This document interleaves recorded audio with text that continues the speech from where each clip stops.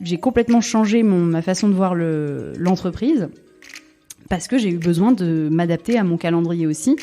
Et c'est tout con, tu vois, mais la crèche, elle ferme à 18h45. Bah oui, faut bien que j'aille chercher mes enfants, quoi. Et donc, ça m'a aussi permis d'être un peu plus flexible vis-à-vis de la vie de chacun, alors qu'avant, dans ma boîte précédente, j'étais persuadée que c'était le salarié qui devait s'adapter à l'entreprise. Maintenant, j'ai un peu changé d'avis. Je pense que c'est l'entreprise qui doit s'adapter et le salarié qui, du coup, n'en sera que plus efficace et bienveillant vis-à-vis de sa boîte, tu vois. Mais franchement, j'aurais pas dit la même chose il y a 3 ans. Exécuté par qui? Fabrice Florent. Bonjour, bonsoir, bon après-midi à toutes et à tous et bienvenue dans ce nouvel épisode d'Histoire de succès. Chaque jeudi à partir de 6h du matin, je retrace avec une ou un invité son parcours de vie qui l'a amené à son succès depuis la petite enfance jusqu'à aujourd'hui. Je suis Fabrice Florent, je produis des super podcasts d'interviews et de discussions. En tout cas, moi, je les trouve super et je crée des contenus. Je fais parler des pères de paternité, des mères de maternité, des gens de leur rapport au succès. Je prends des mecs entre 4 yeux pour leur parler de masculinité. Je fais causer des gens de leur rapport à l'argent et de plein d'autres thèmes que je vous invite à découvrir en allant sur mon site fabflorent.com, fabflorent.com.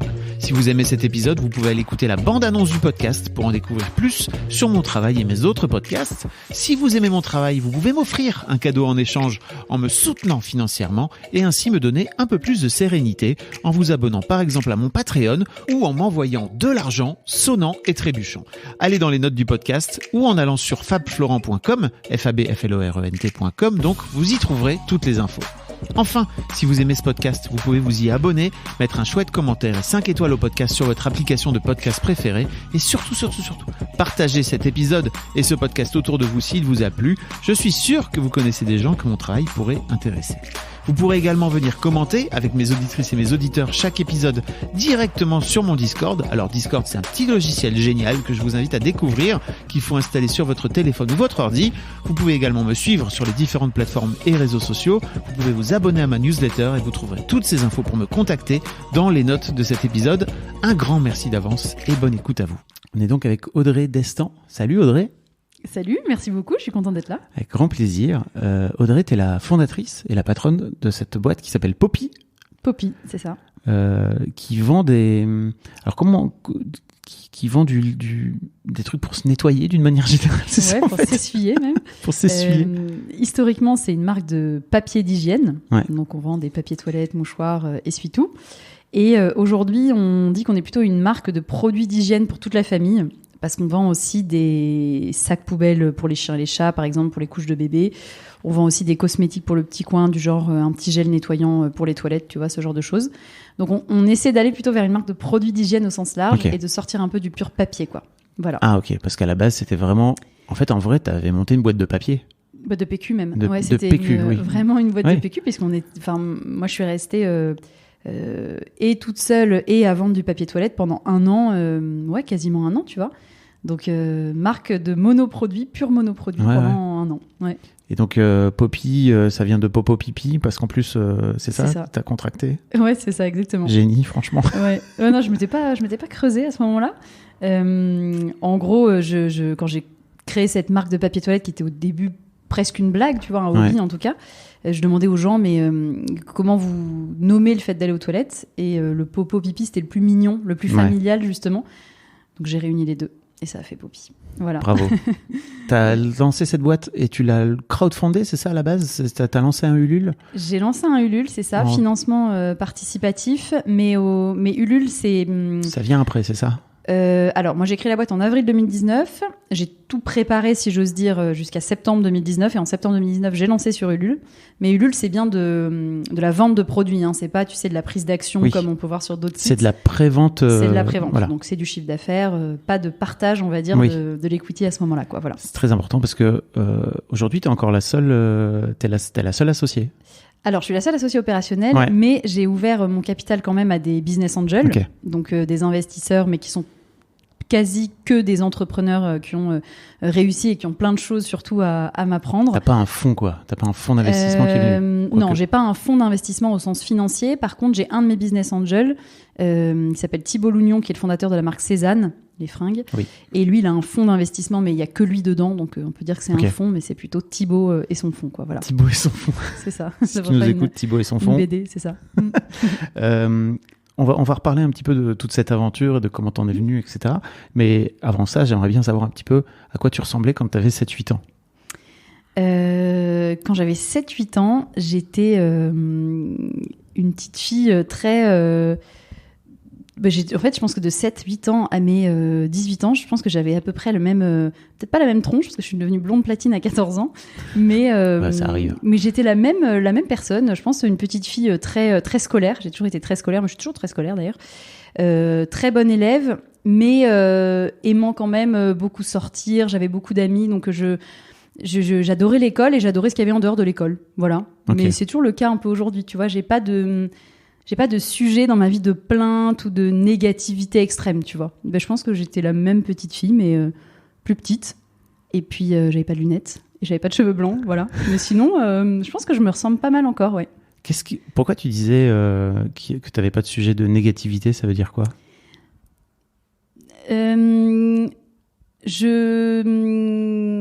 J'essayais de réfléchir, tu vois, est-ce qu'à 7-8 ans, t'as des peurs, t'as des choses comme ça qui font qu'enfant, beaucoup de choses t'inquiètent. Et à part des sujets, tu vois, genre hyper vénères que j'ai toujours pas réussi finalement à résoudre, genre la mort, bah finalement, je me suis toujours contentée de ce que j'avais, tu vois, en fonction de mes âges. Et d'ailleurs, j'ai eu des choses, j'ai l'impression, très différentes en fonction de mes âges, que ce soit avec mes parents, mes amis et tout. Mais je m'en suis toujours contentée avec plaisir, tu vois. Voilà. Donc, je visualise une petite fille comme ça, en tout cas à l'époque, avec ce côté très scolaire dont je parlais au début. Ouais, bonne élève. C'est ouf le nombre de nanas que j'ai dans l'histoire de succès qui ont tout le profil bon élève, quoi. C'est un vrai truc, hein. C'est un vrai truc et parfois c'est limitant, hein. C'est-à-dire que on a beaucoup besoin aussi qu'on nous dise c'est bien, tu vois, ça c'est caractéristique et j'assume complètement ça. Mais il faut le savoir, effectivement, quand on nous connaît bien, on sait comment nous prendre, si j'ose dire, sur plein de sujets, parce que c'est important pour la bonne élève ou le bon élève qu'on dise c'est bien ce que t'as fait, tu vois, même des petits trucs. Et ça, t'as la sensation aussi que ça empêche un peu de sortir du cadre de ce fait? En tout cas pour toi? Je pense pas. Enfin, Okay. En tout cas, j'ai pas l'impression que ça m'a limité. Par contre, parfois, ça peut me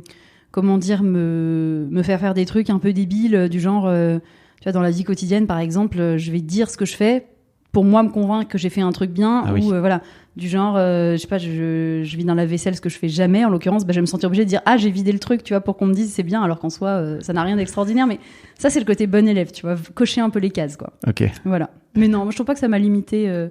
Au contraire, j'ai eu envie de plaire à des gens, tu vois, d'aller au-delà de ce que j'étais capable de faire. Et d'ailleurs, c'est vrai que les gens dont je suis très proche ont tendance à me pousser aussi comme ça. Tu vois, par exemple, quand j'ai lancé Poppy, moi, mon mec est entrepreneur aussi, et lui, il est assez dur sur... Enfin, c'est à la fois un support et à la fois il me pousse parfois à l'extrême. Et je me souviens qu'il m'avait dit au début de Poppy, je te parle pas tant que t'as pas vendu ton premier pack, quoi. Tu vois. Et alors qu'autour de moi, non mais j'exagère un petit peu, tu vois, mais autour de moi, les gens me disent ah c'est génial, c'est trop rigolo et tout, et lui il me disait non mais attends, pour l'instant c'est que de la com. Attends, tu vois. Et en fait, étape par étape, ça fait vachement avancer en fait. Mais bon, faut quand même aussi supporter le fait qu'on puisse challenger très régulièrement, quoi. Voilà. Ouais. Et en fait, ça t'a fait du bien, toi, d'avoir ton mec en face de toi qui te disait moi, je te cause pas avant. Ça te remettait un peu dans cette dynamique de bon élève, justement? Plutôt ça, justement, ça m'obligeait à pas me contenter du c'est rigolo, Poppy, c'est sympa, tu vois. Parce que tu construis pas une boîte rentable, une boîte qui cartonne parce que c'est sympa, en fait. Oui. C'est vrai la première année, mais après, t'as des salariés, t'as des usines aussi à faire tourner, enfin... Mine de rien, ça suffit pas, quoi. Oui, j'imagine. Voilà. Pourquoi tu disais tout à l'heure que jusque de tes 18 à 18 ans, t'as été comme ça? Il s'est passé quoi à 18 ans? C'est vrai, d'ailleurs, pourquoi je me suis arrêtée à 18 ans? J'ai dû me dire, tiens, j'étais majeure. Je pense que c'est parce que j'ai quitté la maison pour aller en prépa. Ok. Et puis moi, je suis bordelaise, donc j'ai quitté Bordeaux pour aller à Paris. Et donc forcément, tu vois, inconsciemment, j'ai dû marquer cette coupure-là à 18 ans. Mais oui, c'est vrai, ça doit être ça. Okay. J'ai quitté mes parents, quoi. Voilà. Donc, je suis extrêmement proche et je pense que je suis même un peu folle parce qu'on a failli se mettre en coloc avec mes parents il y a 1 an. Comment ça ? Tu vois un peu le délire ? En fait, on s'est dit, on va vivre avec mes parents qui sont bordelais. Ils vont venir une semaine par mois. Et on partagera un appart avec un peu tout le monde, tu vois, en mode famille communautaire. Pour avoir un plus grand appart à Paris, parce que c'est quand même assez cher de se loger à Paris. Et deuxièmement, parce que moi, j'aime bien le fait que mes enfants soient proches de leurs grands-parents aussi, tu vois, et puis c'était qu'une semaine par mois. Mais je sais que c'est pas courant, et quand je le dis, les gens me trouvent un peu trop proche d'eux, quoi. Mais... En tout cas, c'est original. Ouais, mais t'as le droit d'être proche de tes parents tant que tu te sens libre. Hein. Ouais, bien sûr. Mais c'est particulier quand même, tu vois, on a une relation très, très fusionnelle, et pourtant, on vit pas dans la même ville maintenant, et on n'a pas pris cet appart, finalement. Je cite souvent dans Histoire de Daron un bouquin qui s'appelle Vos parents ne sont plus vos parents. Et en gros, qui c'est fait par deux psys qui racontent en fait comment on devient les ex-enfants de nos ex-parents quand on est à l'âge adulte pour pouvoir recréer une nouvelle relation finalement. Tu vois, qui n'est plus une relation de dépendance où en fait tes parents n'ont plus besoin de toi aujourd'hui, j'imagine. Et non, mais tu n'as plus besoin de tes parents. C'est plutôt ça, parce que eux justement, il y a un renversement finalement de la situation où tu t'occupes beaucoup plus de tes parents. Et moi, c'est ça aussi ce qui s'est passé, c'est que mon père a été très malade. Et en fait, à ce moment-là, tu comprends que la roue tourne et que finalement, voilà, tes parents, ça va devenir un jour, malheureusement, entre guillemets, des enfants dont il faudra s'occuper aussi. Donc, moi, je me sens très responsable de mes parents à ce niveau-là, tu vois. Et il y a une forme de devoir. Il y a une forme de devoir vis-à-vis d'eux. Il y a clairement un devoir, ouais. Okay. Pour moi, c'est une évidence. Vraiment devoir.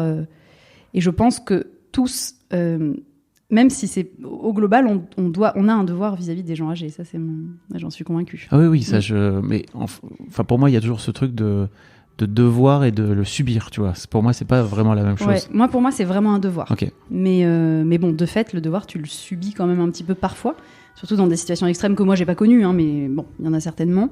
Et j'aime bien la notion de devoir aussi, mais c'est mon côté bon élève, tu vois. Oui. Justement, le devoir, tu le subis moins quand t'as ce côté scolaire, quoi. Mais c'est intéressant ce que tu dis, parce que je trouve que, tu vois, moi, par exemple, mes grands-parents sont venus vivre chez mes parents quand ils étaient malades, tu vois. Et moi, aujourd'hui, je me vois pas du tout réitérer ce truc-là, tu vois. Et je trouve que c'est intéressant de réfléchir à comment la cellule familiale fonctionne, là où avant, effectivement, c'était une évidence pour les parents d'aller vivre chez leurs enfants une fois qu'ils seraient vieux, etc. Enfin, c'est très intéressant de voir à quel point ça a bougé, j'ai l'impression, en l'espace de quelques décennies, en fait, finalement. Ah ouais, carrément. Et puis, toutes les réflexions, c'est peut-être pas là le sujet du podcast, mais tu vois, toutes les réflexions autour de la fin de vie aussi, en fait.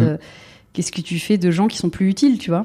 Et en fait, la personne âgée, aujourd'hui, on considère beaucoup qu'elle est plus utile, quoi.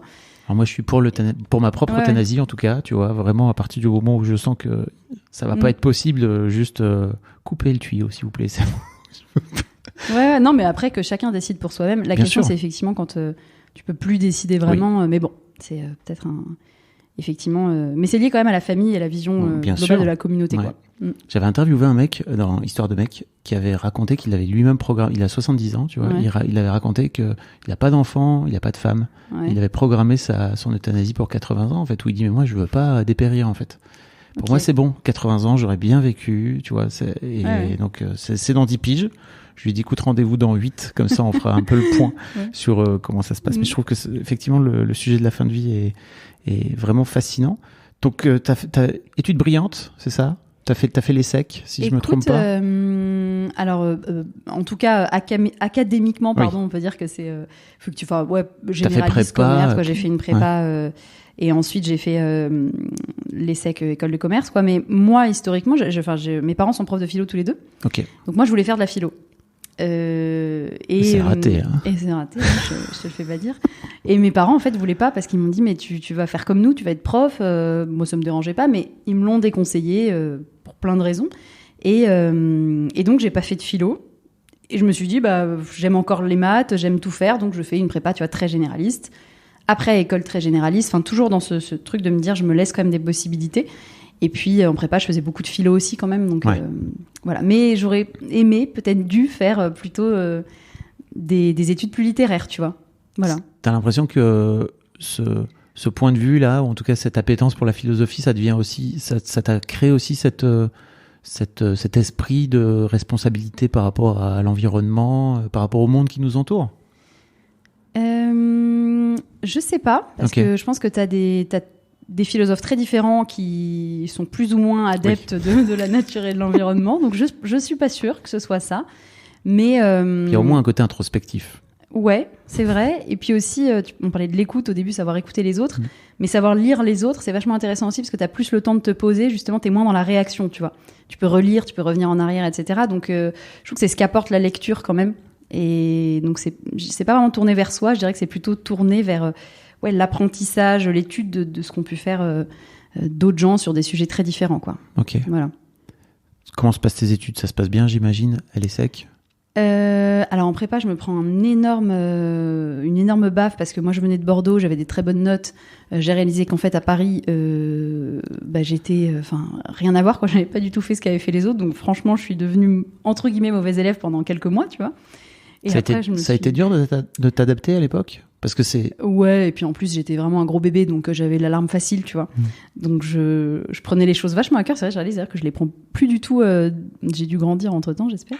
Mais c'est vrai qu'à l'époque, vraiment, ça me traumatisait, quoi, de perdre cette espèce de statut, tu vois, de la meilleure de la classe. Et donc ma prépa, finalement, se passe bien, surtout super bon pote. Enfin, moi, j'ai vraiment adoré mes 2 années de prépa. Et après, l'école, vachement bien, parce que sympa. Mais j'ai pas appris ce que je fais aujourd'hui. J'ai pas appris mon métier d'entrepreneur.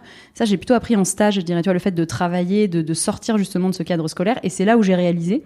Alors, j'étais persuadée que j'avais adoré l'école, que finalement, le travail me convenait beaucoup plus que les études qui me stressaient, alors que j'ai jamais été stressée par mon travail, tu vois. Les études te stressaient ? J'ai réalisé ça en travaillant. J'ai réalisé qu'en fait, j'avais pas du tout ce stress de la bonne note ou du devoir, du rendu écrit. Et vraiment, mon travail, j'ai réalisé que j'aimais travailler en entreprise. Donc finalement, j'aurais pu le réaliser un peu plus tôt, tu me diras, mais j'ai pas vraiment eu l'opportunité non plus de le tester avant. Et c'est ce que j'ai apprécié dans mon parcours à l'ESSEC, c'est vraiment le côté, t'es obligé de faire 24 mois de stage, donc tu vois, c'est quand même beaucoup. Et donc ça te force à voir des choses, des métiers dont moi j'avais aucune idée. Enfin franchement, j'avais pas rencontré un chef d'entreprise avant mes 20 ans, je pense vraiment. Hein. Parce que dans le milieu de mes parents, c'était que des profs ou des médecins, tu vois. Donc je savais même pas ce que c'était en fait. C'est ouf parce que tu viens quand même d'un milieu privilégié, intellectuellement, etc. Mais c'est sûr que c'est pas du tout non, ça a rien à voir. Les professions libérales et les profs, même si intellectuellement ça vient, quoi, tu vois, j'imagine qu'il y a du répondant. C'est pas du tout le même milieu, quoi. Pas du tout. Et c'est pas la même relation à l'argent, tu vois, c'est pas la même relation même au travail, quoi. C'est très, très différent. Et donc, tu sais que l'argent, c'est un sujet qui m'intéresse, puisque j'ai un podcast qui s'appelle Histoire d'argent, où je fais parler de rapport à l'argent. Avec plaisir, parce que j'aime en parler aussi pas mal. C'est hyper intéressant. T'as la sensation de t'être confronté à tes parents par rapport à ça, et par rapport au fait que t'es rentré dans ce milieu-là, que ça vient, j'imagine, créer des frictions entre vous. Alors des frictions, non, parce que je pense que mes parents ont toujours eu confiance, même s'ils le disent pas, mais je pense qu'ils ont toujours eu confiance dans nos choix avec ma sœur. Par contre, de l'inquiétude, c'est certain. Notamment parce que moi ma mère, ses parents sont immigrés espagnols, mon grand-père était maçon, ma grand-mère travaillait pas, ça parlait pas français, donc tu vois ça, ma mère c'est une des premières boursières à avoir fait Normal Sup, tu vois. Donc elle a vraiment, je pense qu'elle vient de loin, donc j'ai beaucoup de respect pour ce qu'elle a fait. Et je pense que mes parents, quand je leur ai dit que j'allais lancer une boîte de PQ alors que j'avais quand même un métier qui était certes dans une start-up mais dans une boîte qui tournait, je pense qu'ils se sont dit mais imaginons qu'elle perde tout, quoi. Je pense qu'ils se sont vraiment dit ça. Après, je le comprends parfaitement, et c'est toujours le cas. Tu vois, une start-up comme Poppy, on est vraiment dans la phase up, mais on crame aussi du cash, donc c'est très risqué. Et moi, je le dis toujours à mes salariés, c'est... le risque est une partie inhérente, et c'est ce qui nous fait vibrer. Mais je pense pas que ça fait vibrer des parents, tu vois, de savoir ses enfants à risque. Mais voilà, c'est pas vraiment de la friction, c'est plutôt de l'inquiétude, je dirais. J'imagine que si demain tes enfants décident de lancer une boîte, t'auras pas forcément la même appréhension parce que tu seras passé par là. Pour moi, il y a ce truc-là aussi. Je vois à quel point le parcours de prof en fait t'amène dans une forme effectivement de sécurité par rapport de l'emploi qui est dingue, quoi. Mais qui aussi de ce fait peuvent peut-être déformer la réalité de ce que c'est qu'un parcours entrepreneurial, quoi. Parce que là, en vrai, t'es en train d'apprendre plein de choses. Ah, mais j'apprends 1 milliard de trucs, mais par contre, je pense que je serais aussi un petit peu inquiète de me dire, parce que je sais tout ce qu'ils vont se prendre aussi, tu vois. Oui. Et ça, je trouve que c'est très important. On a beaucoup sur LinkedIn, tu vois, le trip entrepreneurial de la fame et tout. Enfin, nous, on a fait, franchement, on coche toutes les cases. Tu vois, on a fait qui veut être mon associé, on a fait les 100 startups pour investir. Enfin, franchement, je suis un cliché de moi-même, tu vois, donc pas de problème. Mais je dis toujours, enfin, faut faire hyper gaffe parce que, je te donne un exemple tout simple. Moi, j'ai pas eu de congé mat. Bon, bah, c'est sûr que quand tu vois un LinkedIn d'une femme entrepreneur maman, tu te dis, ouais, ça a l'air trop cool. Ouais, enfin, c'est quand même pas facile, tu vois. T'as décidé de carrément de pas t'octroyer de congé mat. Mais en même temps, tu vois, t'es seule à gérer une boîte de 15 personnes. Est-ce que t'as le choix, en fait? C'est une vraie question. Je ne sais pas. Je suis pas sûre. Mais tu vois, dans mon bureau, il y a un cosy, par exemple. Je sais pas si t'as vu quand t'es passé, mais j'allais t'en parler. Donc j'essaie d'optimiser le temps et l'espace. Mais voilà. Et puis sinon, tu peux pas acheter un appart. Enfin, les banques, voilà, surtout en ce moment, les entrepreneurs, même si on a des moyens, c'est quand même la bête noire des banques, tu vois. Donc il y a beaucoup d'inconvénients et j'espère qu'ils feront les bons choix, mais je les aimerais quoi qu'il arrive. Hein. Contrôleur RATP, sécurité de l'emploi, prof, entrepreneur. Bien sûr. L'important, c'est de s'épanouir. Exactement. Mais ça, j'en suis vraiment convaincue. Hein. J'ai vraiment aucun. Pour moi, j'ai jamais vu de sous-métier. Enfin, ça m'a jamais. Je sais d'où je viens. Enfin, tu vois, ça m'a jamais complexé ni de près ni de loin, quoi. Ok. Donc ouais, tu disais parcours ESSEC un peu pas ennuyant, mais j'imagine stressant pour toi, c'est ça? Non, l'ESSEC, j'étais moins stressée pour tout avouer. J'ai beaucoup fait la fête en fait à l'ESSEC. Oui. Mais c'est juste que j'ai pas beaucoup appris de choses théoriques, tu vois. Oui. Tu sors de prépa, je veux dire, moi j'avais un prof en plus qui était spécialisé. Enfin, c'était vraiment. Je pense que c'est le numéro 1 d'Heidegger en France, donc tu vois, hyper niveau intellectuel quand même assez poussé. Et là, bam, je me retrouve en école de commerce où en fait j'avais des cours de compta. Mais c'est vachement intéressant. Franchement, je suis trop contente d'avoir eu ces cours. Mais sur le moment, tu tombes un peu de haut quand même, tu vois. Et donc voilà, c'était plutôt ça d'un point de vue théorique. Après, à l'ESSEC, j'ai appris 1 milliard de trucs via plutôt mes stages, via les gens que j'ai rencontrés, via certains cours d'entrepreneuriat, de marketing. Mais c'est vrai que les cours en eux-mêmes, c'était beaucoup moins intellectuellement stimulant que la prépa, quoi. Les écoles de commerce t'amènent finalement un network, enfin un réseau. Network, je me déteste. Pourquoi j'ai pas réussi à l'avoir en premier? T'amènes un réseau en fait finalement. Franchement, je trouve. Ouais, vraiment. Et puis une confiance dans. Parfois, j'ai l'impression, mais c'est vrai dans pas que l'ESSEC, hein, dans plein d'autres milieux, mais tu rends service et on te rend service juste parce que. Et c'est terrible parce qu'en soi, c'est l'entre-soi, tu vois. Mais quand t'en fais partie, ça va. Par contre, je comprends qu'on déteste cet entre-soi quand on n'en fait pas partie, tu vois. Et ça, je trouve ça légitime et c'est pour ça qu'il faut le combattre aussi. C'est parce que si t'es pas dedans, bah, c'est affreux en fait. Tu fais en sorte toi aujourd'hui de recruter d'autres gens qui viennent de l'ESSEC, c'est ça? Parce non. Que pour moi... Alors justement, dans ma première boîte, parce que j'étais associée dans une autre boîte avant, on va en parler. Je recrutais que des profils comme moi, enfin que j'adore par ailleurs, donc je veux pas non plus cracher dessus, ce serait un petit peu fort. Mais en tout cas, vraiment que des profils grande école. Et aujourd'hui, j'ai tu vois, dans mes salariés que j'ai associés, j'ai un ingé, j'ai une Margot qui a fait un truc de langue, enfin rien à voir, tu vois. Florine qui est une ancienne esthéticienne. Bon, après Joseph est un peu plus classique dans la formation, mais je m'entoure vraiment de gens très différents. Et c'est important pour toi? Ouais, c'est important, mais je le recherche plus maintenant absolument. Tu vois, je pense qu'il faut savoir aussi s'entourer de gens qui nous ressemblent. Enfin, chercher la différence pour la différence, c'est dommage aussi parce que tu passes à côté de gens très bien qui en fait sont très bons. Juste, on n'est pas obligé d'être original pour être bon. Faut pas tomber dans l'extrême inverse, tu vois. Voilà. Je serais d'accord. Quand tu sors de l'ESSEC, tu rentres dans cette boîte, c'est ça, qui est une boîte de notation de start-up, c'est ça? Ouais, on peut dire cotation aussi, sauf que en fait c'est du non coté, mais c'est de la notation de start-up pour des grands groupes ou des investisseurs. Et en sortant de l'ESSEC, en gros, j'avais envie de monter ma boîte, mais franchement, j'avais pas de réseau, pas assez, je trouvais, pas de compétences, pas d'argent. Et je me suis dit, qu'est-ce que je vais faire, tu vois? Et en fait, m'associer avec des gens qui avaient déjà créé une boîte, c'était le bon plan. Parce que j'avais. D'où te venait cette envie de monter une boîte? Bonne question. Je sais pas. J'ai fait plusieurs stages en lien avec l'investissement ou les startups. Et je me trouvais. Pourtant, j'avais adoré toutes les équipes avec qui j'avais bossé. Le fait d'avoir un boss, j'ai toujours adoré mes boss. Mais ça me paraissait pas possible d'en avoir un tous les jours, tu vois. Franchement, je sais pas, ça me paraissait trop dur, quoi. Et c'est bizarre, hein, c'est contradictoire avec le fait d'être bon élève, tu vois, un petit peu, je trouve. T'avais besoin, t'avais besoin de prendre toi-même tes décisions. Sans doute, mais je trouvais ça vraiment absurde, tu vois, vraiment absurde. Ouais, parce que T'as un problème de rapport à l'autorité ou... Un petit peu quand même. Ok. Enfin, Parce que tu peux être bon élève en envoyant bouler l'autorité, hein, si tu peux faire les deux en même temps. Ouais, hein. carrément. Mais en fait, j'ai jamais eu de problème avec mes parents parce que mes parents m'ont jamais rien refusé.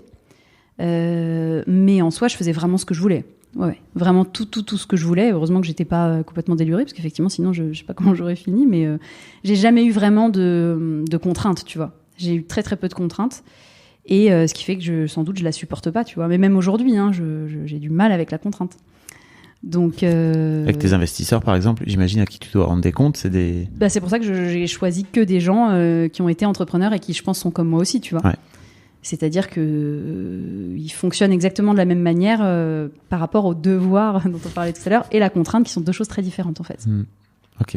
Voilà. Donc, tu rentres dans cette boîte, c'est ça ? Je rentre dans cette boîte, je m'associe avec... Tu t'associes directement ? Alors, j'ai des BSPCE, donc en gros, Oui. tu sais, des actions que tu convertis un petit peu plus tard. Et à ce moment-là, ça me suffit. Je me dis, OK, ça fait de moi vraiment une associée dans la boîte. Je le considère comme ça. Et on était 4 à l'époque. Il y avait un stagiaire et les 2 fondateurs. On est passé très vite à 60. Enfin, tu vois, le côté start-up, Oui. un peu caricatural aussi, mais franchement, trop chouette, que des gens sympas, bonne expérience et tout. Et c'est juste que quand tu grandis très vite, bah, tu vois, moi, j'avais 25 ans. J'ai managé une équipe de 20 personnes à 26, 27. Wow. Et je pouvais être que pas bonne. Enfin, tu vois, il y a un moment, donc j'ai fait beaucoup d'erreurs. Après, toujours dans un truc bienveillant et bonne ambiance. Mais c'est vrai quand même que j'ai appris là-bas et j'ai dû forcément casser quelques pots là-bas. Et c'est comme ça que j'ai appris et que je me suis formée vraiment sur le tas, quoi. Pour le coup, les cours de management n'ont pas servi là. Mais c'était super. C'est vraiment le pire endroit où apprendre le management, je crois, à l'école. Hein. C'est pas du tout... Ouais, c'est vrai, mais je suis ravie de cette expérience-là qui m'a permis de faire mes armes en tant qu'entrepreneur. Et en plus, accessoirement, on notait des entrepreneurs. Donc, tu vois, j'ai rencontré beaucoup de gens, beaucoup de personnes qui ensuite m'ont servi, m'ont beaucoup aidé aussi. Donc, j'ai vraiment... il y a eu cette cohérence, en fait, dans mon parcours grâce à cette expérience. Je sais pas si j'avais pas eu ça, tu vois, qu'est-ce que j'aurais fait, je sais pas. Franchement, très bonne question. J'ai aucune idée, je me la suis jamais posée d'ailleurs, mais je trouve que c'est ça qui m'a permis d'être là aujourd'hui. Ouais. Ok. Tu restes 4 ans, c'est ça là-bas ? C'est ça, un petit peu plus. Un petit peu plus. En tout cas, c'est au bout de 4 ans que tu décides de créer Poppy, c'est ça ou je me trompe ? Exactement. Au bout de 4 ans, en fait, au début, j'avais pas du tout l'intention de quitter ma boîte. Hein. J'aimais ce que je faisais. Surtout, j'aimais beaucoup les gens avec qui j'étais. Mais je manageais beaucoup, je produisais rien, tu vois, je produisais plus, je réfléchissais beaucoup moins aussi, je trouve. Et je me suis dit, c'est pas grave, je vais faire un projet en parallèle, j'aurai cette petite vibration, tu vois, qui va revenir. Et c'est comme ça que j'ai commencé à créer Poppy. Voilà.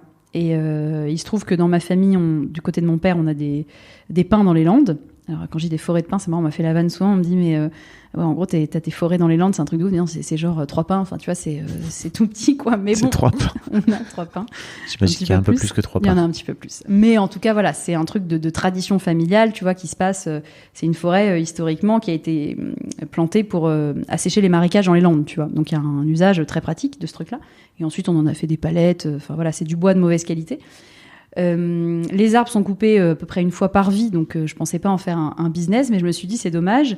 Qu'est-ce qu'on peut faire avec du bois qui est déjà coupé, puisqu'en fait on est obligé de nettoyer les lignes de pin pour laisser passer les pompiers. Je me suis dit qu'est-ce qu'on fait avec du bois, du papier, quel est le papier qui est utilisé tous les jours et par tout le monde, et le PQ, je trouvais ça vraiment marrant, tu vois. Mais c'est vraiment parti de là. Ça, esprit et puis en soi je voulais un modèle économique récurrent, parce que comme c'était à côté de mon boulot, je me suis dit, il faut quand même que le truc dépote vite, tu vois. Ouais. Je ne vais pas réinventer la poudre. Clairement, monter une boîte de soft, je sais pas comment on fait, tu vois. Et donc, ça me paraissait pas trop difficile. Bon. Et je commence à me mettre là-dedans. Je me rends compte que le bois est pas du tout de bonne qualité, donc je peux pas faire ça. Je voulais quand même rester sur une promesse de pas couper un arbre pour un usage unique. Parce que, tu vois, quand tu t'essuies les fesses, ça dure, ça dépend des gens, mais 30 secondes, quoi. Et donc, et ce qui est 95%, si je me trompe pas, de l'état du marché, quoi. C'est-à-dire carrément. Les gens se rendent pas compte, je pense, mais le papier, c'est du bois. Et donc, quand tu l'utilises pour le jeter pour un usage comme ça d'essuyage, de nettoyage, c'est dommage de couper un arbre juste pour ça, tu vois. Donc, c'est parti de ce constat-là. Et donc, ensuite, on a utilisé du papier recyclé, qui était la seule alternative française pour pas couper un arbre. Voilà. Et c'est pas n'importe quel papier recyclé, c'est ça ? Vous allez chercher dans les poubelles des boîtes ? Alors, c'est ça. Alors, c'est pas nous Poppy, on n'est pas du tout un recycleur, mais par contre, il y a des recycleurs qui vont chercher les papiers des corbeilles de bureau des entreprises, qui les amènent dans des usines de recyclage. Il y en a une grosse en France qui s'appelle Greenfield. Et ensuite, c'est ce papier qu'on achète, ces grosses bobines de papier recyclé qu'on achète pour faire les produits qui eux-mêmes sont faits dans des usines partenaires, 4 en France en l'occurrence. Et votre promesse, c'est vraiment tout est fabriqué en France, quoi. Alors, historiquement, oui. Tous nos papiers sont fabriqués en France et labellisés Origine France Garantie. Donc, on a très proche du label aussi. Enfin, ça, c'est très important pour moi, là, à titre perso. En revanche, au fur et à mesure, pour moi, le Made in France, c'est un truc écologique aussi. C'est-à-dire, tu vois, tu fais pas transporter des produits. Bah, c'est ça qui, malheureusement, émet du CO2. Donc, le Made in France, c'est pas que parce que on est chauvin, oui. voilà. C'est parce que c'est mieux écologiquement. Et puis surtout, t'es sûr que les gens qui bossent pour toi, même indirectement, travaillent bien. Même si on n'est pas d'accord sur tout, tu vois, les retraites, plein d'autres trucs liés au travail en France, on sait quand même qu'il n'y a pas des gens exploités, tu vois. Si tu es fabriqué en Turquie ou en Chine, c'est un autre sujet. Et moi, je veux pas justement avoir sur la conscience le fait de faire bosser des gens mal, quoi. Donc le Made in France, c'était ça. Sauf qu'après, il y a plein d'autres produits qu'on a eu envie de sortir et les lignes de production n'existaient pas en France. On a fait là récemment des sacs à crottes, par exemple, pour les couches de bébés, les chiens, les chats. Ben, la ligne de prod, pour avoir des sacs 100% compostables et biodégradables, n'existe pas en France. Du coup, on les a fait en Belgique. Je vais me dire, la Belgique, c'est pas la France. Ça se discute, mais c'est surtout que les Belges qui travaillent pour nous dans cette usine sont des gens traités comme les Français qui travailleraient ici. C'est ça, pour moi, le Made in France, tu vois. Ok, c'est de garder une forme d'éthique, en fait, tout au long de la chaîne de production. Exactement. Ok. Ouais. Et tu t'es pas dit, comme la ligne n'existe pas en France, bah tant pis, on le lance pas, quoi. Tu t'es dit, ok, alors, très bonne question. Où aller chercher dans le coin, là, c'est ça? Alors, c'est une bonne question. Je me le suis déjà dit pour d'autres produits qu'on n'a pas fait, notamment les lingettes, parce que les lingettes, c'est une cata écologique, c'est blanchi, donc c'est pas bon pour la santé, enfin vraiment, pire truc. Et on a failli le faire. Franchement, on était à 2 doigts avec Pierre, qui est mon directeur des opérations, de cliquer sur le bouton, de se dire, mais allez, c'est trop tentant, on nous l'a tellement demandé, et en plus, c'est un des marchés en plus forte croissance dans l'hygiène. Et au dernier moment, on s'est dit, mais attends, mais là, on est en train de foutre du chlore dans des produits, enfin, ça va pas du tout. Et on s'est arrêté juste à temps parce que justement, éthiquement, on a eu honte d'y avoir même pensé, tu vois. Et ça, c'était no go. Oui. Par contre, quand on a cherché des lignes de prod qui faisaient ces sacs-là, la Belgique est arrivée très vite parce qu'il n'y en a pas beaucoup, en fait, des gens qui font des sacs à crottes dans ce genre-là. Et donc, là, on s'est pas posé la question parce qu'on était sur une fabrication locale. On est plus proche de l'usine que quand on est à Marseille, tu vois. Il y avait une éthique sociale puisqu'on savait comment on était allé à l'usine. On va toujours à l'usine quand on fabrique un produit. Donc on les a vus, enfin voilà, il n'y avait pas de sujet là-dessus.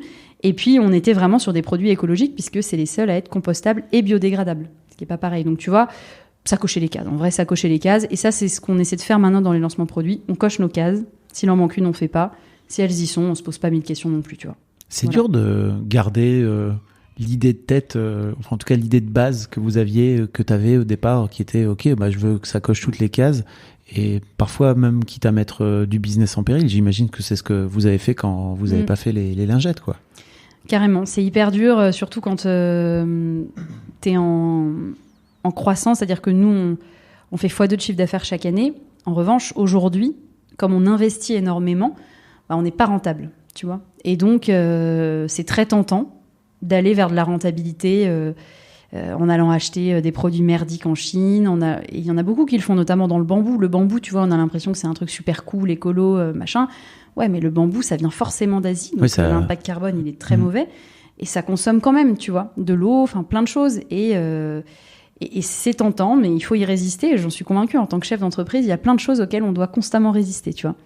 Et je pense que si des chefs d'entreprise résistaient mieux, on n'en serait pas là aujourd'hui, tu vois. Oui. Donc voilà, ne pas céder à la tentation, c'est une... Mais en fait, pour moi, il y a une différence entre, ok, t'as créé un business un peu sans foi ni loi, et en fait, peu importe, tu fais ton truc et tu traces ta route, que de se dire au départ, bon, bah, j'ai envie d'avoir une forme d'éthique et d'avoir une conscience par rapport à ce que ma boîte crée, et de réussir à tenir dans le temps tout en faisant grandir la boîte, parce que c'est un vrai sujet aussi, quoi. Ouais, carrément.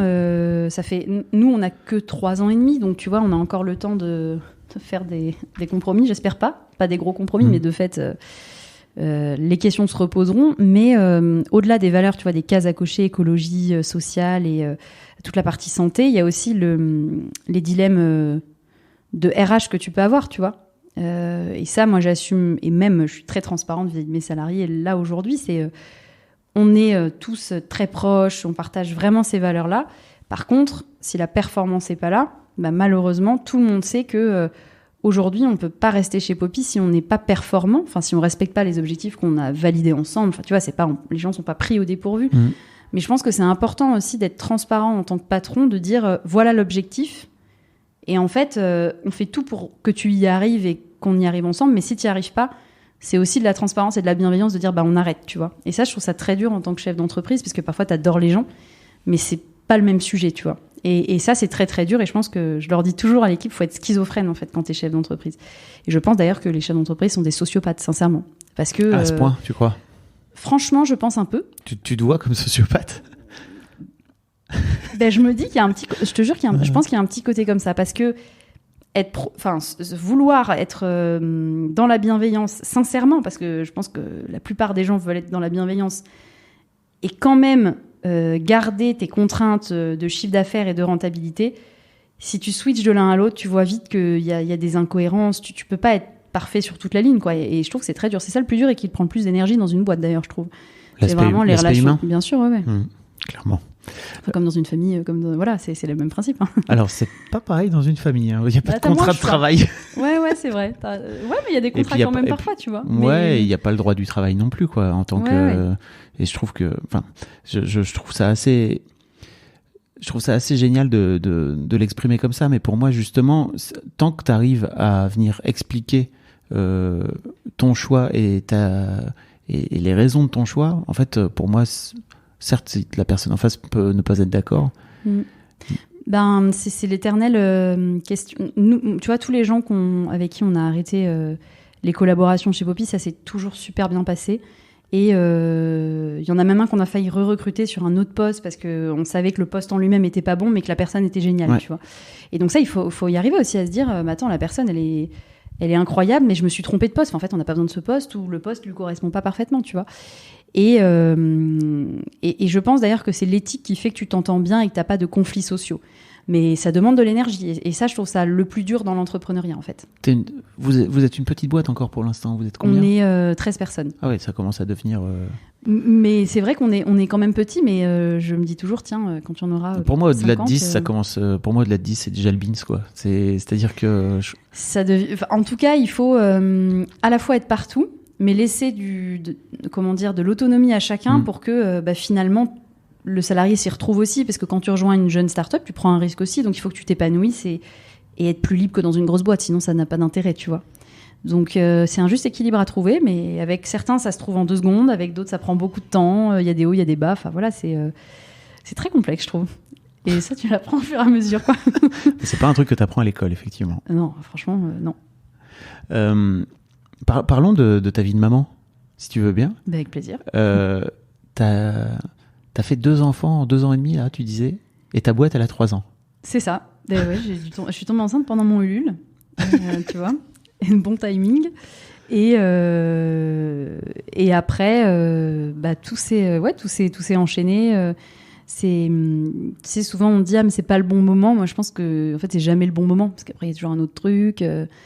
Donc finalement, je pense que c'était le bon moment. Et personne m'a obligé à faire le deuxième non plus. Donc, alors j'espère pour toi. Ouais. Donc je me dis sinon que c'était... tu peux appeler un petit numéro, n'hésite pas à me le dire. Ouais. On peut te sortir de là, Natacha Campouche. Non, franchement, pour moi, c'est un bonheur d'avoir mes enfants. Tu vois, il y a beaucoup en ce moment un thème qui revient beaucoup sur les mères ou les pères, tu vois, qui est la difficulté, presque l'horreur d'être mère, tu vois. Moi, je le comprends. Mais je trouve que c'est important aussi que des mamans disent que ça peut être génial aussi, tu vois. Donc, toujours cet équilibre, en fait, moi, j'ai l'impression d'être un peu je cherche l'équilibre dans les choses, tu vois. Et il faut pas se dire que ça va être trop dur, comme il faut pas se dire que ça va être trop facile. Il faut se dire quand même que ça va être quelque chose de merveilleux, parce que ça apporte forcément autre chose, ça peut te rendre meilleur, mais effectivement... si on aime beaucoup dormir, c'est compliqué, quoi, tu vois. Mais alors c'est toujours pareil, connaître ses forces et ses faiblesses, et ensuite essayer de capitaliser sur ce que tu fais bien. Et puis ce que tu fais pas bien, de toute façon, c'est pas un enfant qui va t'améliorer ou qui va te faire empirer, je pense, tu vois.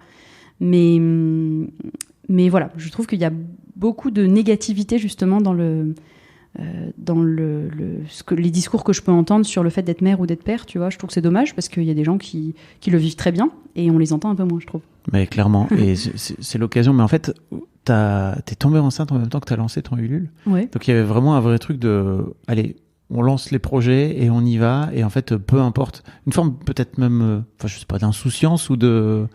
Bah ouais, mais ça, je pense que beaucoup de... Enfin, tu vois, ouais, c'est vrai que moi, j'ai tendance à décider des choses hyper rapidement. Je peux changer d'avis aussi, j'avoue, assez rapidement. Pour les enfants, vaut mieux pas trop en cours de route. Après, effectivement. Non, ça, alors c'est vrai que c'est la seule chose pour laquelle j'ai vraiment pas eu même de questionnement, tu vois. Mais par exemple, on peut déménager, enfin, tu vois, avec mon mec, on peut déménager. Enfin, on a déménagé à Bordeaux comme ça en une semaine. Ça nous a pas plu, on est revenu. Enfin, tu vois, parce que je me dis, il faut tester des trucs, en fait. Et c'est comme ça que tu te connais mieux, que tu sais ce que tu dois faire. Mais c'est vrai que je me suis pas trop posé la question, non. J'ai bien fait, parce que sinon, je l'aurais peut-être pas fait. De faire... Non, mais c'est vrai, tu vois. Puis après, il y aurait eu le confinement, après, il y aurait eu autre chose. Enfin, il y a toujours quelque chose qui fait que c'est pas le bon moment. Donc, je me dis, tant qu'à faire... Oui. Prenons les choses comme elles viennent, quoi. Voilà. Et en fait, c'est pareil. Tu disais tout à l'heure que t'as pas pris le temps de prendre un congé mat pour le petit premier déjà ou... Pour le premier, en fait, j'étais seule dans la boîte avec une salariée, qui est toujours là d'ailleurs. Donc, en plus, malheureusement, on a été hospitalisés assez longtemps, donc j'ai eu ce temps, entre guillemets, mais ça a été pas du temps, tu vois, très joyeux, quoi. Ouais. Donc c'est après que c'est devenu joyeux. Et du coup, j'ai beaucoup relativisé aussi, en fait. Tu vois, je trouve que c'est important de relativiser, de se dire qu'il peut toujours y avoir pire qu'un enfant qui va bien. Bah, en fait, c'est déjà génial, tu vois. Donc, finalement, ça m'a bien servi cette période un peu dure. Et après, j'ai repris parce que de toute façon, la boîte. Fallait y aller, quoi. Il y avait personne. Il y avait qu'une personne qui gérait le service client. Et à l'époque, qui à l'époque ne savait faire que ça. Aujourd'hui, Florine, elle sait faire un milliard de trucs différents, mais à l'époque, il y avait que ça, tu vois. Donc, oui, là, il fallait retourner. Mais je l'ai pas vécu comme quelque chose de terrible parce que je l'avais beaucoup avec moi. En plus, c'était le confinement et le Covid, donc les gens étaient habitués à la visio, tu vois. Ouais. Par contre, pour le deuxième, c'était autre chose parce qu'effectivement, le retour du physique et puis boîte de 13 personnes, donc c'était différent. Et là, ton petit deuxième à quel âge ? Il a 5 mois. Ok. Voilà, il est trop chou. Et il est vraiment très chou. J'ai de la chance aussi. C'est pour ça que je donne aucune leçon à aucune maman, aucun papa, parce que je sais aussi qu'avec le deuxième, j'ai beaucoup de chance. Il pleure très peu. Enfin, tu vois, c'est sûr qu'il y a rien d'agaçant dans ma relation avec lui, quoi. Mais j'ai pris 15 jours et puis après, je suis revenue au bureau avec lui. J'ai de la chance aussi d'avoir des grands-parents qui sont hyper présents, tu vois, ce qui aide énormément. Et tu vois, je pense qu'il y a beaucoup de choses à faire sur... j'avais fait un post LinkedIn sur les métiers dans lesquels l'État devrait investir, tu vois. Enfin, voilà, et je me dis, c'est vrai que aider des parents qui peuvent pas s'occuper de leurs enfants, qui sont obligés de les mettre devant des écrans, parce qu'en fait, je sais pas, tu rentres du boulot, il est 19h et t'as 3 enfants, t'es mère célibataire, qu'est-ce que tu veux faire, en fait? Tu peux rien faire. Donc, je trouve qu'il y a vraiment quelque chose à apporter à ces gens-là, de les aider avec des métiers de la petite enfance, tu vois, du soutien à la personne. Le soutien à la personne, ça doit pas être que pour les gens âgés, quoi. Ça doit être pour tous les gens qui en ont vraiment besoin. Et voilà, ça sera peut-être l'objet d'une nouvelle boîte dans quelques années. Une prochaine boîte. Je sais pas, mais en tout cas, je suis persuadée qu'il y a beaucoup de choses à faire sur le soutien à la personne, et pas que la personne dépendante ou âgée, tu vois, mais la personne dans la difficulté, oui, quoi. D'une manière générale. Voilà. Ok. Et je t'entendais dire dans une interview que c'était un vrai sujet pour toi, l'aspect entrepreneuriat et maman. Comment tu fais, toi, aujourd'hui, de réussir à jongler entre ta vie de boss et tes deux mômes? Comment ça s'est joué aussi au sein de votre couple? Tu disais que tu avais les grands-parents aussi. J'imagine que ça file un coup de main, quoi. Ouais, carrément. Surtout s'ils viennent vivre en coloc. Ouais, non, finalement, ça s'est pas fait. Donc, ceux de Bordeaux, on les voit moins souvent, mais ils ont été très présents à un moment pour le premier. Ouais. Alors, moi, mon mec est entrepreneur aussi, donc on se comprend. C'est déjà important, tu vois, parce que sinon, je trouve que c'est difficile de parler un langage différent et peut-être de reprocher à l'autre son sacrifice aussi, tu vois, finalement, parce que je pense que le terme de sacrifice parfois convient. Oui. Et donc, voilà. Quand la croix même. La croix de l'entrepreneuriat, c'est ça. Et donc, quand tu te comprends, ça aide déjà un petit peu. Ça résout pas les problèmes, mais en tout cas, ça aide un petit peu à communiquer, quoi. Ce qui me perturbe encore beaucoup, j'ai lu un article d'ailleurs de la fondatrice c'était quoi déjà? C'était Yuka, je crois, qui racontait qu'elle était hyper gênée vis-à-vis de ses salariés, de partir plus tôt, par exemple, tu vois. Et moi, ça me traumatisait au début de me dire, mais attends, est-ce que je vais montrer l'exemple ? Du coup, j'ai un peu changé mon fusil d'épaule, moi qui étais une tarée des horaires, des trucs et tout. Je me suis dit, mais c'est débile, en fait. Faut pas que je sois comme ça. Et donc... Une tarée des horaires, dans quel sens J'aimais le fait que dans une entreprise, tu arrives à 9h et tu partes à telle heure, tu vois. Okay. Et après, je me suis dit, mais c'est absurde parce que t'as des gens qui vont avoir des vies différentes. 1h30 de trajet, bien sûr, quelqu'un qui a 1h30 de trajet, il n'y a aucune raison de lui imposer la même chose que quelqu'un qui habite à 10 minutes. En tout cas, je trouve ça absurde et pas du tout dans l'efficacité, tu vois. Et donc, j'ai complètement changé la façon de fonctionner de Poppy grâce à cette maternité, finalement. Et aujourd'hui, tu vois, mes salariés, ils n'ont pas d'horaire. Donc, ils arrivent quand ils veulent, ils partent quand ils veulent. Il y en a certains, du coup, qui ont des horaires un peu bizarres, qui travaillent à des moments que je maîtrise pas. Mais j'assume ça aussi, du coup, tu vois. J'en ai une qui vit en Italie, j'en ai une qui vit à Nice. Enfin, voilà, j'ai complètement changé ma façon de voir l'entreprise parce que j'ai eu besoin de m'adapter à mon calendrier aussi. Et c'est tout con, tu vois, mais la crèche, elle ferme à 18h45. Bah oui, faut bien que j'aille chercher mes enfants, quoi. Et donc, ça m'a aussi permis d'être un peu plus flexible vis-à-vis de la vie de chacun, alors qu'avant, dans ma boîte précédente, j'étais persuadée que c'était le salarié qui devait s'adapter à l'entreprise. Maintenant, j'ai un peu changé d'avis.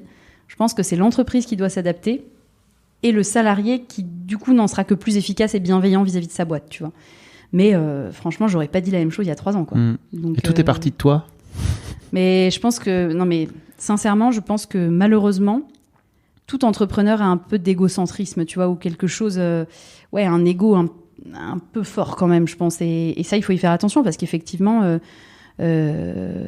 faut pas tomber dans ni le personal branding. Moi, je le faisais beaucoup au début. Maintenant, en communication, franchement, pour Poppy, en tout cas, on essaie de le faire beaucoup moins. Déjà, parce que tu vois, si je passe sous un camion, ce serait con que la boîte meure. Oui. L'idée, c'est quand même, on en a parlé, mais c'est important que la boîte survive à l'entrepreneur, quoi. Donc, déjà pour ça. Et puis ensuite, parce que je trouve qu'il y a déjà beaucoup de communication tournée autour des personnes. Et donc... Tu t'es un peu mis en retrait de cette là ? C'était une vraie volonté Ouais, carrément. Okay. Déjà parce que, tu vois, j'admire les gens qui ont tout le temps des trucs à raconter. Mais moi, tu vois, quand je vois des gens qui postent tous les jours sur leur vie, je me dis, mais c'est génial, comment ils font ? Enfin, moi, parfois, j'ai rien à raconter, tu vois. Je me dis, putain, il faudrait que je me creuse la cervelle pour aller raconter un truc Moi, j'ai peut-être pas une vie passionnante, mais sincèrement, j'ai pas un truc à dire par jour, tu vois. Donc, c'est ça aussi qui m'a laissé penser que mon contenu était pas un contenu suffisamment intéressant. Je sais pas faire, en fait, tu vois, ce contenu-là. Je le maîtrise pas, donc plutôt que de faire un truc moins bien, je me suis dit, je laisse faire des gens qui savent faire sans doute mieux que moi de la pure com, un peu plus à l'ancienne, tu vois, du coup. Mais voilà. Ok. On a encore un truc à trouver, quand même. Autour du Ulule, c'était toi qui incarnais le truc en tant que jeune fondatrice, etc., quoi, tu vois, jeune entrepreneuse. Ouais, complètement. Et je pense que même pour un Ulule, c'est obligatoire, tu vois, que les gens se projettent et se disent aussi, attends, j'achète un truc qui n'existe même pas encore, faut quand même qu'il y ait une vraie personne qui me garantisse qu'elle va pas partir avec, tu vois. Rien que ça, en fait. Donc, il y a un côté confiance. Mais voilà, quand la boîte grandit, je pense qu'il faut un peu quand même se mettre en retrait de ça. Ok. Voilà. T'as eu cette opportunité d'être dans Qui veut être mon associé ? Ouais, carrément, c'était trop bien. Saison 2, donc c'était quand ? C'était l'année dernière. L'année dernière, c'est ça ? Enfin, tournage il y a 2 ans, parce qu'ils ont mis 1 an à sortir le truc. Oui. Mais diffusion l'année dernière, ouais. Comment t'en es venu à avoir l'opportunité de rentrer dans cette émission ? J'imagine que pour une jeune marque comme toi, c'est vraiment du pain béni, quoi. Ah, carrément, franchement. Et en plus, moi, j'ai trouvé ça super, le tournage, hyper... rigolo. En plus, j'avais 2 salariés à l'époque qui sont venus. Enfin, on s'est trop barré. Franchement, c'était vraiment cool. Et puis moi, j'aime bien la télé. Enfin voilà, j'aime bien parler en général. Non, mais c'est vrai, franchement, c'est aussi ce que j'aime dans mon métier d'entrepreneur, c'est raconter une histoire au sens positif du terme, tu vois. Et je me la raconte à moi aussi, hein. C'est ce qui fait la sincérité du truc, tu vois. C'est que je m'auto-storytell, je sais pas comment on dit, mais c'est de me convaincre moi-même de moi-même, quoi, je sais pas. Mais c'est hyper important. Ça peut être un piège d'ailleurs, hein, où tu finis par toi-même tellement raconter l'histoire que tu finis par ne plus l'incarner vraiment, quoi. Peut-être, ouais. Non, et c'est pour ça d'ailleurs que j'aime bien aussi quand les autres me disent de l'équipe, ça c'est pas bien, attention, là Enfin, ça a aucun sens, quoi, tu vois. C'est vachement bien d'avoir des gens autour de soi pour ça. Et donc, Qui veut être mon associé ? C'était via... j'étais dans des incubateurs, accélérateurs, Make Sense, showroom privé. Donc, incubateur à impact et aussi plus quelque chose dans le e-commerce, puisqu'on faisait que du e-commerce au début. Et puis, via le réseau Entreprendre aussi, qui est un réseau d'entrepreneurs très actif. En fait, via les 3, on a une proposition de la boîte de prod, exactement. Je savais même pas que ça existait, mais enfin, boîte de prod qui te dit il y a ça qui existe. Et après, un peu des castings, tu vois, donc envoyer une vidéo, faire un vrai casting. Enfin, j'imagine comme on fait pour n'importe quelle émission, mais c'est vrai que c'était complètement nouveau pour moi. Et j'ai trouvé ça assez bien fait d'un point de vue financier investissement. C'est-à-dire qu'on avait un business plan, tu vois, qui était quand même bien travaillé. Enfin, c'était pas juste va raconter un truc rigolo, tu vois. C'était, j'ai trouvé ça financièrement intéressant, quoi. C'est-à-dire qu'ils te demandaient des docs sur lesquels tu n'avais pas encore forcément bossé, c'est ça ? Alors, j'avais bossé dessus, mais il y a eu quand même... je pense qu'ils veulent vérifier, en fait, que la boîte ne va pas mourir au moment de la diffusion. Okay. Donc, être sûr que tu es une boîte saine, que tu vas avoir une viabilité qui fait que si quelqu'un veut investir, tu ne plantes pas l'investissement, ce genre de choses, tu vois. Enfin, j'imagine, c'est mon interprétation du truc, mais j'ai trouvé ça assez bien fait, en tout cas, ouais. Et les retombées pour ta boîte, qu'est-ce que ça a donné alors ? D'un point de vue commercial, alors nous on est un peu, on a une mini douille, c'est qu'on est passé à 23h30. Donc un mini douille. On aurait pu ne pas passer, donc déjà c'est bien, mais il y a des candidats qui ne passent pas du tout. De ma promo, il y en a une dizaine qui ont été coupés, ouais. Franchement c'est trop dur. Hein. Franchement, chaud. tu te projettes et tout et bam, bon c'est la vie. Hein. Mais c'est un peu dur. Moi, j'avais peur de ça. Hein. D'ailleurs, jusqu'au dernier jour, je me suis dit, purée, si la prod nous coupe, on aura fait tout ça pour rien. Parce que ça se prépare en plus, la diffusion, tu vois. Donc, bon. Ouais. Et 23h30, malgré ça, donc on a quand même 3 fois moins d'audience, tu vois. Il y avait 800 000, je crois, d'audience, alors que c'est plus de 2 millions. Ouais, c'est ça, hein, c'est quand même 3 fois moins. Et malgré ça, on a fait 3 mois d'acquisition en 10 minutes. Et puis, les gens hyper sympas, tu vois. C'est vraiment une émission dans laquelle, je pense, il n'y a pas de... je sais pas, de mauvaises retombées. En tout cas, j'ai l'impression, il y a eu quelques entrepreneurs qui ont eu des retours négatifs où le montage leur plaisait pas, ne les mettait pas en valeur selon eux, tu vois. Mais franchement, moi, j'ai trouvé qu'au global, ça montrait bien ce que c'était que le business entrepreneurial. Donc, c'est pour ça que j'aime bien cette émission. C'est parce qu'elle est... Ils viennent pas te péter les genoux s'ils sont pas d'accord avec toi, d'une manière générale. Ils peuvent être durs, mais ça reste toujours juste, quoi. Ouais, j'ai l'impression. Il y en a certains, je crois, qui étaient très durs cette année. J'ai pas tout regardé, je t'avoue, mais c'est ce qu'on m'a dit. Mais moi, ma promo, c'était plutôt bienveillant. Ouais. Ok. C'est quoi les projets pour Poppy ? Écoute, je pense qu'il y a déjà consolidé ce qu'on a fait. Parce que tu vois, nous, on vend des produits qui sont hyper basiques, qui à la base sont pas sexy, mais qui sont achetés par 65 millions de Français. Donc en fait, tu te dis, si ce produit-là, aujourd'hui, on fait entre guillemets que 1,5 million de chiffre d'affaires, ça veut dire que il nous reste un boulevard, quoi. Donc il faut qu'on consolide l'existant. Et après, il faut aussi qu'on sorte un peu de notre zone de confort pour lancer des nouveautés, pour convaincre d'autres gens. C'est pour ça qu'on a sorti des produits pour les chiens et les chats, tu vois, c'est aller chercher autre chose. Et puis, vraiment, l'enjeu d'avoir une équipe forte et stable, tu vois, qui soit... on va recruter des gens plus seniors aussi, parce que la moyenne d'âge, moi, je suis la plus vieille, j'ai 32 ans, tu vois, donc je suis pas non plus une mamie, j'ai des cheveux longs, mais bon, voilà. 32 ans, sinon, la moyenne d'âge, je crois qu'on a des gens qui ont 19 ans jusqu'à 28. Et encore, le 28, j'ai un doute, je crois que c'est 27. Donc, tu vois, c'est vraiment... une boîte de bébés, quoi. Et donc, il faut qu'on soit moins bébé, et c'est pour ça qu'on recrute des profils plus âgés. Et c'est des risques aussi, parce que c'est des profils qui coûtent plus cher, il faut accepter de manager des gens qui sont bien meilleurs que soi. Ouais. Donc, ça, c'est difficile, mais moi, je l'ai complètement intégré, et je pense que c'est le moment aussi pour l'équipe et les salariés associés de se confronter à ça aussi. Et c'est vrai que c'est difficile au début, parce que on est le manager de quelqu'un de meilleur, quoi. Mais bon, c'est comme ça qu'on apprend, hein, parce que sinon, en tant que chef d'entreprise, sinon on n'apprendrait plus du tout, quoi. Sinon, oui, tu recrutes que des gens moins bons que toi, et tu peux être sûr et c'est dommage, parce que soi-même, on n'est pas toujours très très bon. Enfin, moi, en tout cas, j'ai plein de lacunes dans mon marché sur plein de sujets, quoi. Ça fait 2 fois que tu dis que tu as des cheveux blancs. Je l'avais dit dans... Oui. Ah, d'accord, je pensais que je te l'avais dit. Mais oui, c'est un vrai gros sujet, ça, parce que moi, ça me dérange pas du tout. Ok. Mais tu le dis quand même. Mais oui, parce que figure-toi que j'ai une de mes meilleures potes qui m'a dit que c'était horrible. Okay. Et ouais, donc tu vois. Non, mais ça va, je le vis bien. Enfin, moi, je le vis bien. Mais quand elle m'a dit ça, je me suis dit, mais attends, ça se trouve, d'autres gens pensent ça. Et donc, voilà, je me suis questionnée sur qu'est-ce que j'allais faire de mes cheveux. Je te laisse juge, me donner des conseils. Alors, moi, oui. je vais pas donner de conseils capillaires. Il y a un truc très intéressant qui se joue là en ce moment, notamment chez les nanas de 50 ans, sur les réseaux sociaux, c'est de montrer leurs cheveux blancs ou leurs cheveux gris et de les mettre en avant. Et c'est vrai ? Ouais, il y a un hashtag et tout. Il y a une vraie tendance. Tu vois, j'ai pas de réseaux sociaux en perso, donc je ne vois pas ces choses-là. Voilà, il y a une vraie tendance aujourd'hui de, en fait, moi, c'est mes cheveux au naturel et voilà. Et de la même façon qu'il y a eu tout un truc de déconstruction autour, je sais pas, des personnes grosses, enfin bref, pas loin de trucs. Il y a un peu ce truc-là aussi. Et carrément. C'est étonnant, ta pote qui te balance. Non, mais elle en a elle-même beaucoup. Et donc, ça la perturbe beaucoup. Enfin, voilà. Non, mais blague à part sur la différence entre le poids et les cheveux. En fait, je pense que le cheveu blanc, les gens n'aiment pas le voir parce que ça te rappelle que tu vieillis. C'est très différent que le fait d'être rond, gros, ce que tu veux. Tu vois, c'est en fait, ça te. Et soi-même, en fait. C'est pour ça que souvent, on n'aime pas les voir. C'est parce qu'on se dit, ah ouais, putain, le temps passe, quoi, tu vois. Et en fait, c'est écrit droit sur ta gueule, un peu comme les rides. C'est ça qui est. C'est pas qu'on trouve ça moche. C'est que on se dit, ouais, effectivement, ça passe vite, et deux, qu'est-ce qui me reste, en fait. Tu vois, je pense que c'est ça aussi dans le visuel qui embête les gens. T'as du mal avec le temps qui passe ? Non. Ok.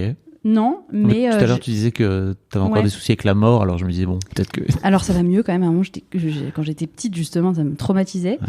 Mais non, je l'ai plutôt accepté. Mais maintenant que j'ai des enfants, je suis pas attristée par ma mort pour moi, mais je suis attristée par ma mort pour eux. C'est ce que je me dis...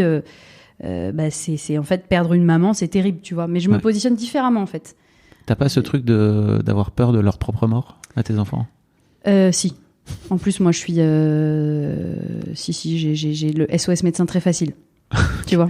Donc, si, carrément, je suis assez inquiète. si, complètement. Est-ce qu'il y a un sujet sur lequel je t'ai pas amené, dont t'aurais aimé causer ? Écoute, il y a plein de sujets, moi, qui me passionnent. Je suis très concernée par le bien commun, ce qu'on appelle le bien commun au sens très large, tu vois. Et en fait, je suis convaincue que le chef d'entreprise, puisque là le thème c'est aussi l'entrepreneuriat, donc que le chef d'entreprise il a un rôle social à jouer, tu vois. Et par rapport à l'État, notamment par rapport à plein d'organisations un peu sclérosées selon moi, tu vois. Et donc le chef d'entreprise, il a un rôle social qui me paraît très fort pour œuvrer pour le bien commun.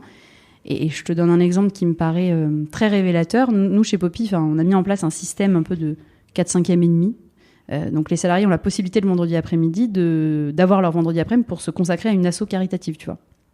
Mais pas en mode à la carte. C'est-à-dire que t'es payé pareil, t'as les mêmes objectifs, mais par contre, tu vois, par exemple, t'es obligé de prendre une photo de ton après-midi. Parce que l'idée, c'est pas d'aller partir le vendredi, c'est vraiment de se dire... En tant que salarié, j'ai pas le temps de m'occuper des autres parce que j'ai mon taf, ensuite j'ai peut-être ma vie de famille et tout.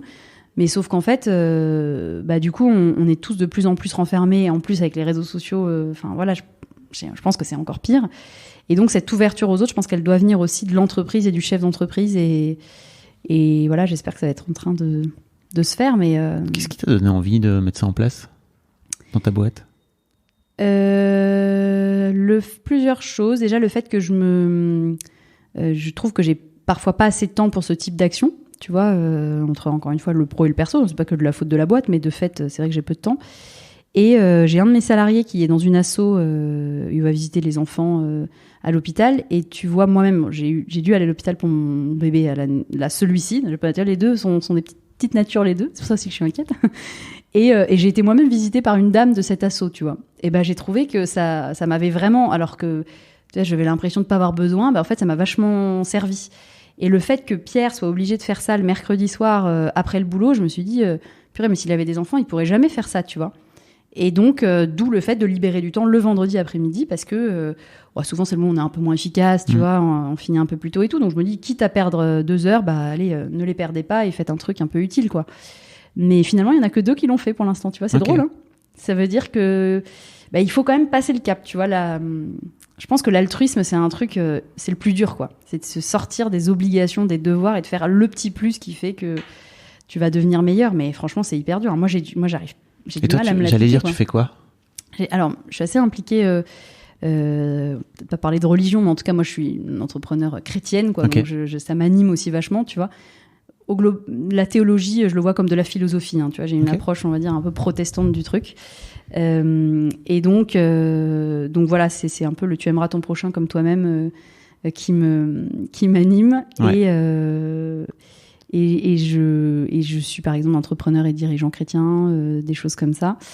Et voilà. Et pour essayer de donner l'exemple, j'ai donc demandé à Pierre de m'introduire à son asso parce que je sais aussi que peut-être que si le chef d'entreprise le fait pas le vendredi après-midi, bah, les gens se disent si je le fais, ça va peut-être être mal vu, tu vois. Donc voilà. Faut je vais toujours donner l'exemple. Hein. Bah, exactement. Non mais carrément. Et du coup, je sais que c'est à moi de faire ça et voilà, je vais m'y mettre. Pour retrouver Poppy, c'est sur poppy.fr, hein, c'est ça .com. .co. En plus, il n'y a même pas le M. Poppy.co. D'ailleurs, tous les autres noms de domaine étaient pris de toute façon. Ouais. Tu vois, c'est tout con, hein, mais en fait, le CO, il s'est imposé comme ça.